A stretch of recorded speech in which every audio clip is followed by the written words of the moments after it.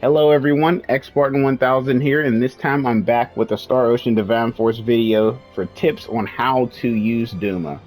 So this is going to be sort of a full comprehensive build on the vast abilities and passives that D.U.M.A can offer for your combat.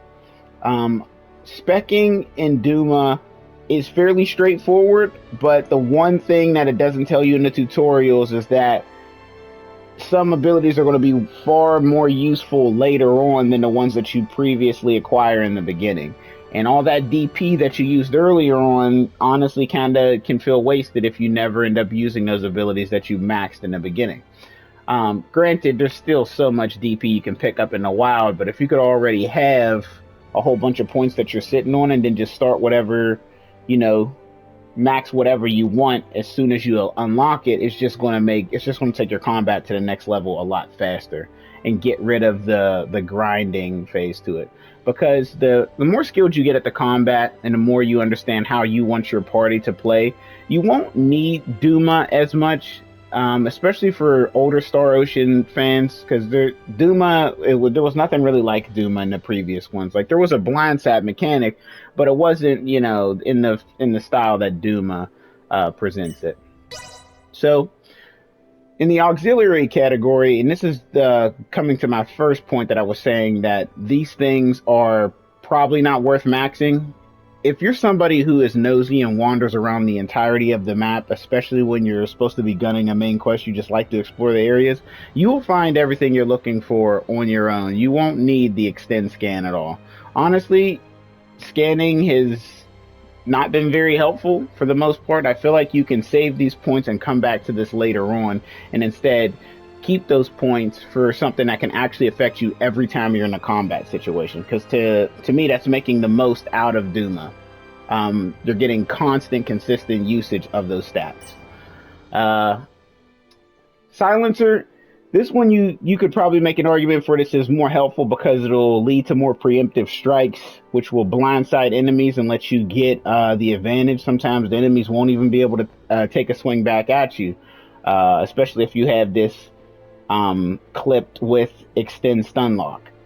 But at the same time, you could just work an angle, like dive bombing down on the enemies, or just running up and hitting them in the back once they turn away. And they turn away like every 3 or 4 seconds, so it's not like you're waiting long. Moving into base performance. So with Guardian, my problem with Guardian and Reduce Assault, I'll tackle these two at the same time. They're both counting on a bad situation coming about, and the payoff is just not there. It's trying to give you a gauge reduction or loss, but you build up the VA gauge pretty fast anyway, so long as you're not using it. And once you have a whole bunch of stamina to use, you have abilities to spam that'll help build up your VA anyway. So I don't think, in comparison to things such as Strike Gain or Extend Stun Lock, that Reduce Assault and Guardian have much to offer. So moving into Strike Gain to further explain this, Strike Gain is going to help you get more VA back. So if you're pretty good with dodging and making the most out of your attacks, if you're precise with what you're doing, you could just take Strike Gain in the early game and just skip over Guardian and Reduce Assault, because you'll have a lot of gauge constantly because you're not being hit and you're always using it to the best of your ability. Then for Extend Stun Lock, this is huge because whenever you do land a preemptive strike or you blindside successfully, the enemy is going to be locked still for a considerable amount of time. And this is not just the case for one person. If you happen to do a god tier engage and you blindside multiple enemies, the whole enemy, team is just sitting there doing nothing. There's plenty of times I'll just walk around with Raymond and do a boulder crush and just one-shot my way through the entire fight because the enemies are still blindsided. So Extend Stun Lock is very powerful. I'd say Extend Stun Lock is even better to grab than Strike Gain as soon as you're able to get it. Now, Evasion Gain, I could see some use out of this. But if you're not very good at perfect evading, then it's not worth it, because that's the condition. You have to do a perfect avoid to get the gauge back. And there's a whole bunch of other stuff that also, clips in with this. There's things where you can get your AP back from doing a perfect evade. But at the same time, in terms of comparing and contrasting it to extend stun lock, this is going to literally hold the enemy still for a considerable amount of time than it's supposed to. Whereas this is only if you do that perfect evade. So extend stun lock is more consistent than everything else that we've discussed so far. Strike game being second to it. The vaulting charge burst amount, this one is more of a, I wouldn't say this one is like useless per se. I would say it's like a middle sort of ability. It could be good, but it's definitely not like one of the like top tier abilities that D.U.M.A has to offer. And the reason why I say that is, once you unlock the S3 cage, there's a whole new playstyle that gets opened up for D.U.M.A. So starting with the S3 shield, minus 10% damage sustained while S3 cage is in use. So if you're running a party that doesn't have much defense and they really need to make up for it, but you don't have the SP for the levels, you can press L2 or LT, I'm not sure what platform you're playing on, to summon the S3, or to put D.U.M.A in a mode where he's no longer hovering over a party member. And then while he's like this passively, everybody's taking less damage. That's the base function of it. But on top of having S3 shield, it's going to reduce that further by 10%. And mind you, this can be leveled probably 10 times, similar to abilities in the base performance. So I'm interested in seeing where this goes. This is actually the next thing I'm going to purchase once I get some more DP. Because I have bruiser characters and supports and or tanks that are already very defensible. So once the S3 shield's up, they're virtually taking no damage.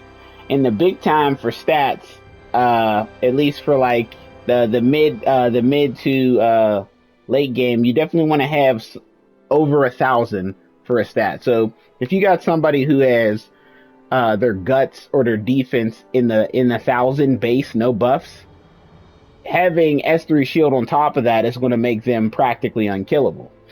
Still thinking about this from a defensive standpoint, hover over to extend force. Extend force is going to, your buffs are going to expire a lot slower.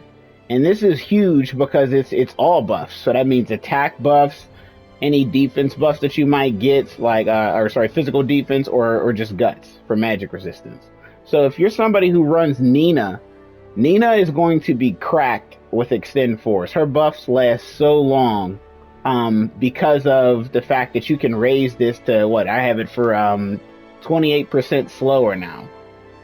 Not to mention those buffs can be leveled up so that they may last longer anyway. So you got to figure you might be having buffs going for up to maybe 20 seconds, because some of them are already at like 10. With tank builds, you can reach over 2k for a stat. Right now, whenever Nina drops her guts ability, the magic resistant move, she goes to 2,000. And that's going to be staying for the majority of the fight. Not to mention, S3 shield is also going to be active the entire time this mode is active, when you have D.U.M.A not assigned to anybody. He's just covering the whole party.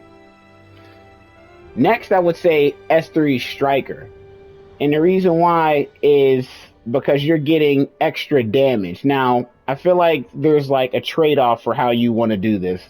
You could definitely go S3 Shield, S3 Striker, and then extend Force if you wanted to. Just be all in for passive buffs and then not really play around having D.U.M.A attached to anybody. You could definitely do that. And anytime you throw him in that defensive stance, you're getting extra damage, taking less damage, and then having buffs that last longer. That's one way of doing it. You could also, like I said earlier, take the shield, take extend force, and then probably grab something over here like extend the stun lock. But if you wanted to go max damage, 100% get this damage dealt from the S3 striker, and then keep that extend force, and then go and extend stun lock, and then just ignore the shield one. And you'll be doing the max damage possible. That's why I say when it comes to looking at the auxiliary performance and then the other base performance options, a lot of them aren't that useful consistently speaking. Like, these three are going to be active every time you throw him in that mode. You don't have any conditions, no perfect evade, no preemptive attack, nothing. It is just always active. It just happens. It's extra stats for free. So 100% consider these. To me, these are my top three. I do think the way I'm going to run it, though, I may still keep extend stun lock on, because I'm not going to lie, that blindside time where they're not able to do anything, it's hilarious how long they're sitting there. Most of the time, like, mages like Midas could cast a spell to one-shot them, and it's going to deal bonus damage because they're blindsided, and they're not going to be able to move. And when enemies are blindsided, we already know you deal extra damage, so you could have extend stun lock on, you start a preemptive strike in the fight, press your L2 or your LT and throw D.U.M.A into the S3 cage mode, and now you're getting extra damage on top of that. And then if you have any sort of buffs, you are triple dipping your damage. So there's a lot of potential for extra damage and defense in here. So I wanted to push out this video to let you guys know that the things you want to look for D.U.M.A, save your DP in the beginning of the game. Hold off until S3 shield shows up, S3 striker, extend force. It is okay to max extend stun lock. This is 100% a good idea for the early game, especially if you're breaking body parts off the enemy, or if you're just very good at blindsiding or preemptive striking. I wanted to keep this one pretty short, guys. That's it for this tips video. If you liked it, leave a like, comment what you thought down below, and subscribe for more Star Ocean content like this. I'll catch you guys in the next one.